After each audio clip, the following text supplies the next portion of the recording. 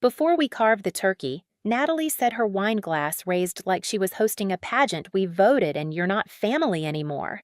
Cheering erupted. My cousin Laura clapped like it was a concert. Uncle Mitch toasted with his Merlot. Even my mother, my own mother, laughed and said, "Well, someone had to say it." I sat there, the stuffing on my plate gone cold, my blood hot. My dad didn't meet my eyes, just muttered into his beer. "It's probably for the best." I pushed my chair back slowly, the legs scraping across the hardwood. "Wow," I said softly.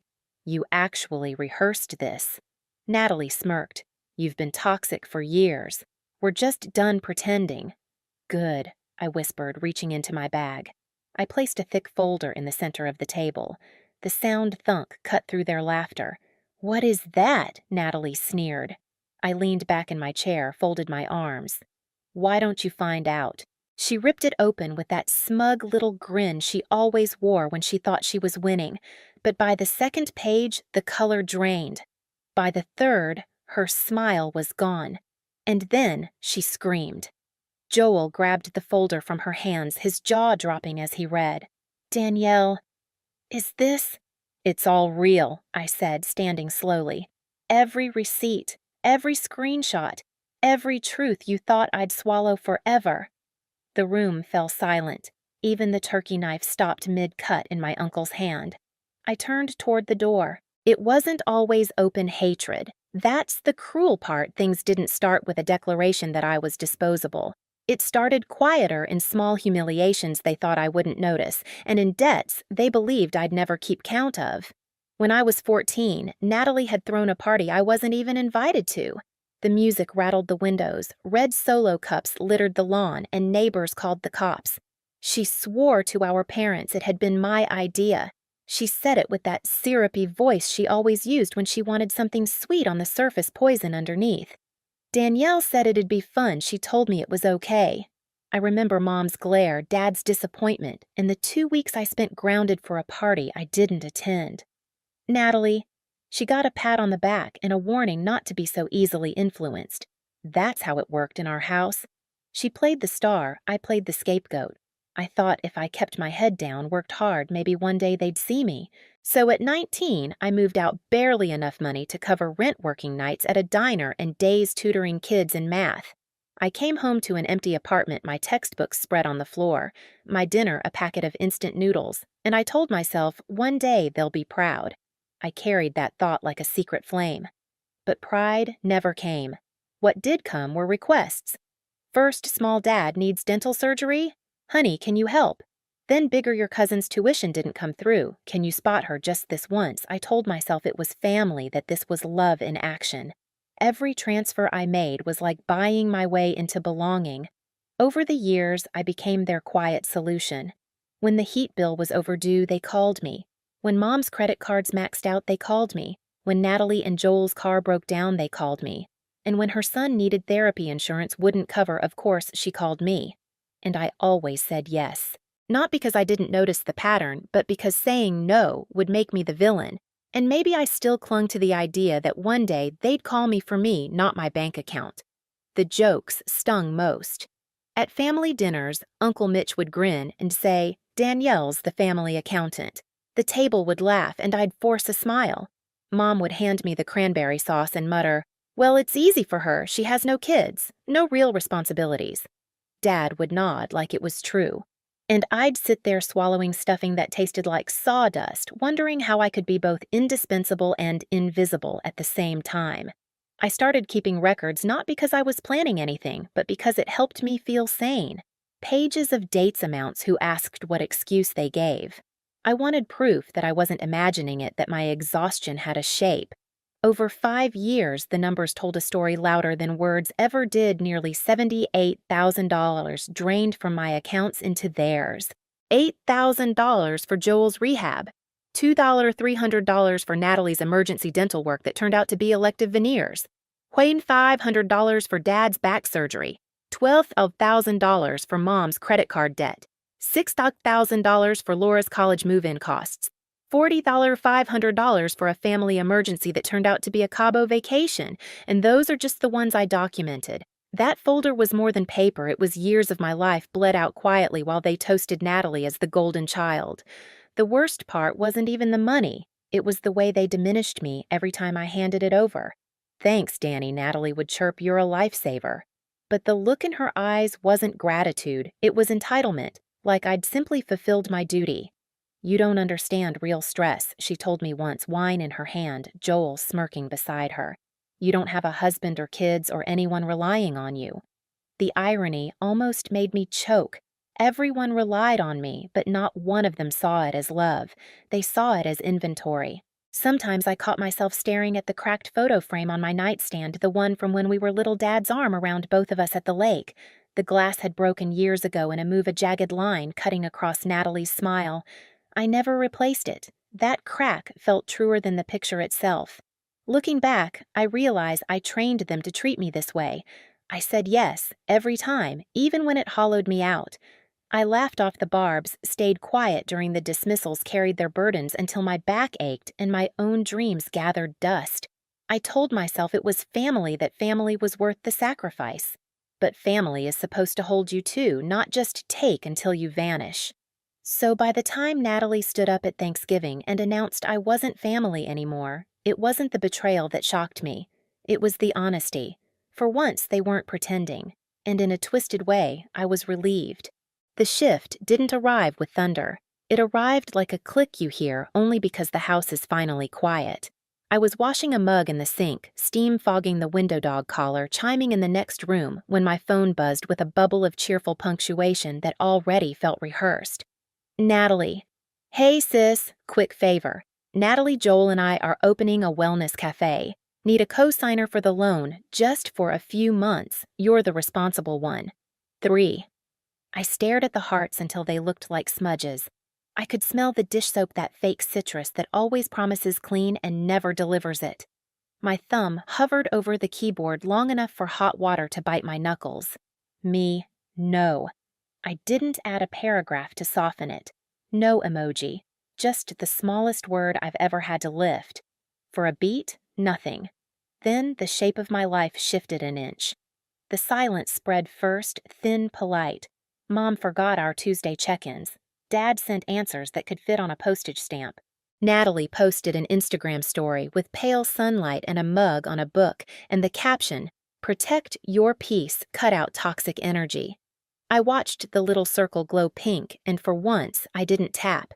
I set the phone face down and listened to my apartment breathe radiator, ticking the refrigerator, whispering like a conspirator, my own heart meeting the moment like a metronome. That night, I pulled out the shoebox where I kept my records. It wasn't a shrine to bitterness. It was the opposite order against chaos. Bank transfers, emails, screenshots. I spread them across the table the way some people spread tarot cards, looking for the pattern that had been reading me for years. The numbers blinked back like streetlights. $8,000 rehab, $2,300 veneers disguised as emergency, $12,000 credit card fire I was supposed to be grateful to carry water to, $4,500 family emergency that turned out to be Cabo seen through Laura's geotag. I traced ink with the side of my hand and felt the fine powder of old toner. The paper edges nicked my fingers in 3 places, thin stings that felt truer than anything anyone had called me lately. The next morning, I brewed coffee deliberately, grounds blooming, kettle hissing, and opened my laptop, not to drag anyone, not to curate revenge, to see. I searched messages I'd archived instead of answered Mom's. "You know we'd do it for you," they wouldn't. Dad's, "It's just a bridge loan to where Natalie's $2,000 is nothing to you to whom." And then, the ones I hadn't planned on finding Natalie in a private thread, I somehow still had access to Danielle's "a cash cow with no spine." Words that felt like they'd been living under my ribcage rent-free, explaining why breathing had started to hurt. I printed everything. The old laser hummed the room, filling with that warm plastic smell I always associate with new starts. I sorted by category medical debt emergencies, things I wasn't supposed to see, and slid each stack into clear sleeves. I bought a folder thick enough to hold 5 years of apologies I'd never get. I didn't label the spine. Let mystery do one small mercy for me for once. Around me, their freeze hardened. The family group chat went suspiciously quiet, then came back to life without me. Photos from Sunday lunch surfaced Natalie at the center of every frame, my mother's hand on her shoulder like a crown that never slips. Dad texted me a single busy when I asked about his x-ray as if my concern were another bill he didn't want to see. My name got trimmed from the edges of conversations like a hangnail. It's funny how exclusion chooses plain tools. Somewhere in that hush, the crack inside me stopped being a wound and started being a door. I took the cracked photo frame from my nightstand, the one of us at the lake Dad's arm. Natalie's smile split by broken glass, and set it on the kitchen table beside the folder. The fracture cut through her face like a fault line. I traced it with my thumbnail until the hour softened, until the urge to glue it back together finally receded. Not everything broken needs my hands. I wish I could say I reached this clarity in one clean breath. I didn't. Old habits die like dandelions pull 1-3 more pop up. The next afternoon, Mom called with her voice dipped in honey. "Sweetheart, I heard you're overwhelmed. Natalie told me you said no. We just wondered if you're okay." "This isn't like you," I almost apologized out of muscle memory. The word rose hot and absurd. I swallowed it. "I'm fine," I said, and the answer is still no. Silence, then the little click of maternal disappointment, familiar as the oven timer. "Well," she said, "don't be surprised if people take space from negative energy." Negative energy? It's wild the gymnastics required to turn refusal into a flaw. The plan didn't arrive with fanfare, it grew sideways while I lived. I began saving PDFs under clear names. I added dates I used to blur. I skimmed statements from the time I paid off Natalie's card to avoid fees and found the Santa Monica Hotel with a guest named Alyssa linked to the reservation. I didn't annotate it with outrage. I simply printed the page and slid it into things I wasn't supposed to see. My dog laid her head on my foot, the weight a reminder that belonging can be honest and simple. I thought about every time I'd been told I didn't have a real life because I didn't have a husband to disappoint or a toddler to be late with. I thought about how often I'd been both lamp and cord, providing light and the means to power it. I didn't decide to confront them. I decided to stop auditioning. The difference matters. Confrontation is a stage. Refusal is a locked door. Invitations for Thanksgiving arrived like a test written in pencil. Mom slipped, "Bring your famous sweet potatoes," at the end of a message that still avoided the words, "I'm sorry." Natalie texted a chirpy reminder about on-time arrivals with a winking emoji like she was HR for a holiday. I could feel the ambush under the tablecloth of it all. My seat pre-assigned my lines already written. I didn't change my RSVP. I changed my expectations. I packed the folder last. It didn't feel like a weapon. It felt like a mirror finally willing to look me in the eye. I put it in my bag with my keys and a small bottle of hand lotion because my hands always dry out when the heat kicks on at my parents' place. I tucked the photo frame in a drawer and left it there face down, refusing the superstition that you have to carry every heirloom to be considered faithful. Driving over, I passed the exit for the lake. The water at this time of year goes still like it's listening. As a kid, Dad would wake me before dawn, whispering, "The fish bite best when the world is quiet." He meant it about fish. I think he meant it about me too, but never learned how to say it. I merged back into traffic and let the idea pass through me like weather. The house smelled like rosemary and floor polish, the kind of clean that stings first. Laughter rolled from the dining room in a tone I recognized, performative, buoyant, a little hysterical. I kissed my mother's cheek and she air-kissed back, calculating. Natalie's hug was all collarbone. "You made it," she said as if I'd been late all my life. I set the sweet potatoes on the counter, slid my bag with the folder under my chair, and felt my pulse slow to something almost ceremonial. I told myself a simple thing. You will not bargain for your own dignity at this table. If there's a vote, let them number their hands. If there's a stage, let them perform. Your role is exit, not explanation. The plan fit in my chest like a secret shelf finally put to use. Somewhere between the salad and the way Mom forgot to place a wine glass at my setting. "Oh, you're not much of a drinker, are you?" I realized I wasn't waiting to be rescued from this family anymore. I was waiting to rescue myself. The difference tasted like the first sip of water after a long run, startling clean pure. When Natalie stood to speak when her voice gathered the room the way it always does, I rested my hand on the folder just to feel its weight. Not to brace for impact, to confirm I wasn't empty-handed anymore. I had proof of a history they kept rewriting. I had a no. I'd practiced until it didn't tremble. I had a door already cracked open in my mind, a path already walked by my feet in memory chairback hardwood song, the quiet outside like a benediction. Breaking isn't always the sound of something shattering. Sometimes it's the sound of a latch settling the hush of a room after a decision finally clicks into place. Sitting at that table napkin folded once across my lap, I felt the click and I understood they'd mistake it for coldness because they've never known warmth that didn't cost someone. I didn't plan to win. I planned to leave whole. Silence is a funny thing. Most people think it means nothing is happening. In my world, silence meant everything was happening, just not where they could see it. After Thanksgiving, while they laughed at their own cruelty, I spent my evenings drafting something stronger than comebacks, a new life without them. The first step was paperwork. Dry, boring paperwork. The kind no one in my family ever bothered to learn because they always had me to figure it out. I logged into the attorney's portal and revoked every signature I'd ever given them power of attorney emergency contacts medical proxies. Little lines of legal text that had chained me to their chaos for years. As the forms loaded, the blue cursor blinked at me like it was daring me to finally do it. I typed my name, steady deliberate, the way you hold a match to kindling and watch flame take. Click, submit. Just like that, they lost access to me in every way that mattered. Next, I called the bank. I asked them to freeze any joint account still carrying my name, even the dusty old savings account Mom insisted we keep for family emergencies. Emergencies always meant someone else's vacation, someone else's lie. The customer service rep confirmed closure, and I exhaled so deeply I startled my dog awake. She looked at me with that tilted head. Only dogs have the one that says you finally did the right thing, didn't you? At night when the world was quiet, I spread the folder's pages across my bed. I wasn't looking for revenge material. I was looking for clarity. Each bank transfer was a breadcrumb, each screenshot a shard of a mirror I'd refused to look into. The picture assembled itself. I had been the silent infrastructure of this family.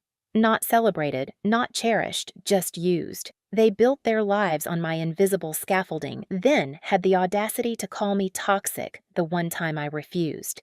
I sorted everything into sections with labels in black ink: medical, $1, $500 for Dad's surgery, $8,000 for Joel's rehab.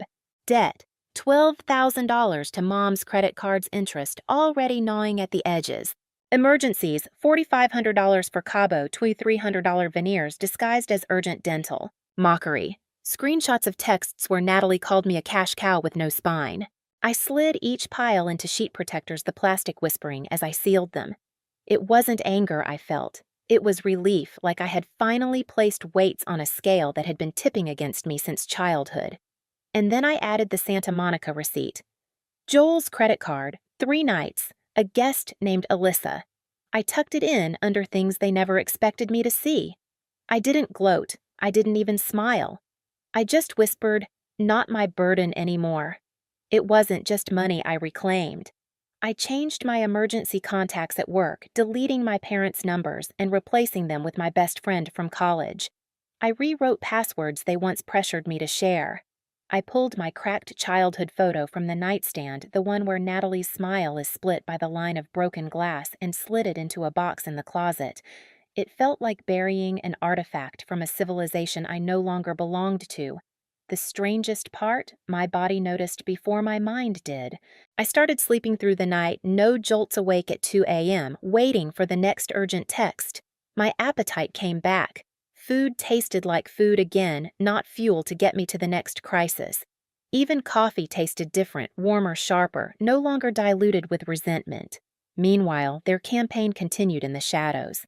The group chat buzzed without me. Photos of dinners, Natalie's children grinning with syrup-smeared faces, captions about family first. Mom sent a carefully worded voicemail. "Sweetheart, you're still our daughter, but this attitude isn't you." "Come back to the table, let's move on," Dad texted. We all said things in anger. "Don't make it worse." Not one of them said we're sorry. Not one of them asked what I felt, only what I could still provide. I didn't answer. Not yet. Instead, I built rituals of my own. Morning runs where the cold air burned my lungs in a way that felt clean. Long showers where I let myself cry, not because I missed them, but because grief still needed space, even when you know you're better off. Therapy appointments where I said words I'd never admitted aloud. I was never their daughter. I was their resource. The therapist didn't flinch. She just nodded and said, "And now you're free to redefine both." Freedom wasn't fireworks. It was paperwork. It was silence. It was the folder under my arm at Thanksgiving, heavier than any casserole dish, pulsing like a heartbeat I finally claimed as my own. I knew they'd come for me. Calls, guilt manipulation, maybe even threats. That's how people act when their supply is cut off. But for once, I wasn't afraid, because I wasn't waiting to win them back anymore. I was waiting for them to see themselves in the mirror I'd built page by page, and when they did, I knew it wouldn't be me screaming. Silence lasted 3 days. 3 whole days after Thanksgiving, where my phone sat face down on the counter, blank and blessed. For the first time in years, no one needed saving. I fed my dog in the morning, laced my sneakers for a run, and brewed coffee slow enough to watch the steam curl like a ribbon. I thought maybe, just maybe, they'd keep their distance. On the 4th day, the messages began. First Mom, a missed call, then another, then a voicemail, her voice thin and trembling. "Danielle, sweetheart, we were angry. We didn't mean half of it, but we're still your family. Please call me back." I didn't. Then Natalie. She didn't bother with apologies. She texted like a dagger dipped in sugar. "You don't even realize what you've done. Joel's filing for divorce. Are you happy? Something is really wrong with you." I stared at her words until the screen dimmed. My thumb itched to respond to defend myself, but I set the phone down. If Natalie wanted a reaction, she'd have to scream into her own echo chamber. Dad came next. "You went too far. We all said things we regret, but what you did was nuclear. Your mother is a wreck. Fix this. Fix this." The phrase struck me harder than any insult. All my life I'd been their fixer, their quiet janitor mopping up blood and broken promises. But this wasn't a mess. This was truth. And truth doesn't get fixed. By the end of the week, the escalation began. A strange number called while I was at work. I picked up out of habit. A man introduced himself. "I'm Mark, calling on behalf of your father." He explained Dad said I was the primary executive of the family trust, and they just needed options. My stomach dropped. "That role was revoked months ago," I said flatly. "Finalized by the attorney." Silence hummed through the receiver before he stammered, "Oh, I see." I hung up. That night, I changed the locks on my apartment. Not because I thought they'd show up, but because I wanted to sleep without the phantom fear that they could. While they scrambled, I built peace. Therapy sessions where my voice didn't shake. Early morning runs where frost painted the grass silver. Grocery trips where I lingered over fruit like I had time. Simple things, ordinary things, but they felt radical. Because they were mine. And then the letters started. The first envelope came in January, my mother's handwriting curling across it like she dipped the pen in guilt. 3 pages long. Page 1 was regret. "We said things in anger. You've always been the strong one." Page 2 shifted to guilt. "Your father's health isn't good. Natalie's alone now. Poor Ellie keeps asking for her aunt." And page 3, the real ask: "We're selling the house, but we're underwater on the mortgage. Just a little help to get through this, and we'll never ask again." I sat at my kitchen table letter, trembling in my hands, and let myself feel every pull, the duty, the ache, the reflex to fix. Then I folded the pages, slid them back into the envelope, and dropped it straight into the trash. Because it wasn't about Ellie. It wasn't about health. It wasn't even about the house. It was about access. Always access. Meanwhile, unexpected voices slipped through the cracks. Cousin Laura, yes, the same one who clapped when they voted me out, sent a text: "I didn't know you paid for my tuition. I'm sorry." I followed the crowd. "You were always the one who actually helped." I read it twice, didn't answer. But part of me filed it away under maybe she gets it now. Joel, of all people, emailed me. I filed the divorce papers. Everything in that folder checked out. She lied, cheated, manipulated. Not just you, me too. You did the right thing. I should have left sooner. I wasn't expecting that. It didn't make me happy, just strangely validated, like my folder had detonated more than one facade. But my parents, Natalie, they doubled down. By February, another envelope arrived, handwritten again. My mother's voice this time sharper. "We are still your blood. Enough is enough. Help us." I held the letter over the trash bin and thought about the cracked photo frame tucked in my closet, the glass slicing Natalie's smile in two. I thought about Dad at the lake when I was 10, whispering, "The fish bite best when the world is quiet." And I realized I'd finally found the quiet he promised. They were still shouting, but I didn't have to answer. For the first time, the power struggle wasn't a struggle at all, because I wasn't playing. They didn't knock so much as announce themselves 3 sharp raps that echoed down my apartment hallway like a gavel. Rain hissed against the stairwell window. The whole building smelled like wet wool and lemon cleaner. I checked the peephole and saw my mother's coat first, that camel color she wears when she wants to look reasonable. Dad stood behind her, stiff as a coat rack. No, Natalie. For a second, a childish hope sprinted through me. Maybe they were here to say we're sorry. Hope is a muscle memory. It fires even after you swear you've stopped using it. I opened the door only as far as the chain would allow. "Lobby," I said. 5 minutes. I closed. It slipped on shoes and met them under the humming fluorescent light that made everyone look a little honest and a little sick. Mom held a manila envelope like it might sprout teeth.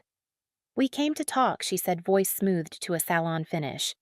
"Face to face like family." "We tried that," I said. Remember, Dad stared at the floor tiles. His voice, when it came, sounded like he'd borrowed it from a stranger. "Your mother's had a hard time. You know how she is." I thought about answering with every little how I knew. How her love dissolved under heat. How she sharpened guilt into needles and called it embroidery. But I let the thought pass through me like a draft. "What do you want?" Mom flinched as if the directness had weight. She extended the envelope. "We're selling the house. The bank is uncooperative. We need a bridge." She swallowed. "Not a gift, a loan. Will..." She edited herself mid-sentence like she always did when truth threatened to leak. "We'll try." Try. Such a generous word for people who never had to. "I read your letters," I said. All 3 pages. Twice.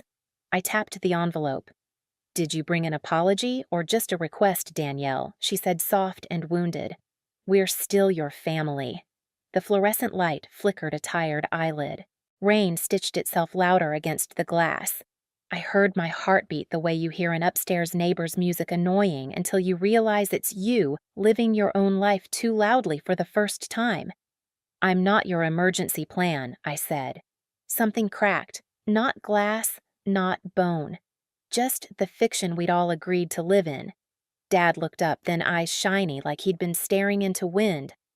"It's complicated," he said.